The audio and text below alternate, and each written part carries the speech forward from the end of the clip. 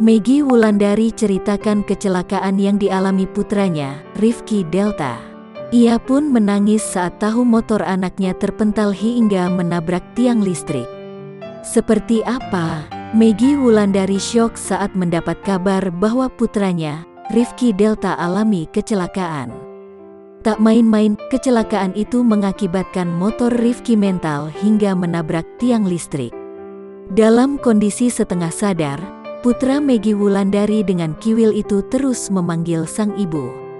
Kejadian itu diceritakan Maggie lewat unggahan di Instagram.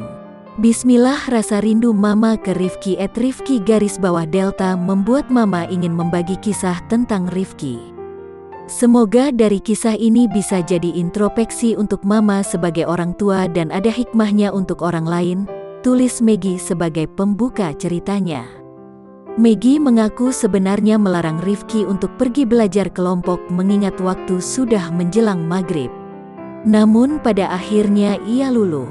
Suatu ketika Rifki izin pergi dari rumah untuk belajar kelompok tapi mama tidak izinkan karena sudah mau maghrib, lebih baik sholat di rumah dan belajar di rumah.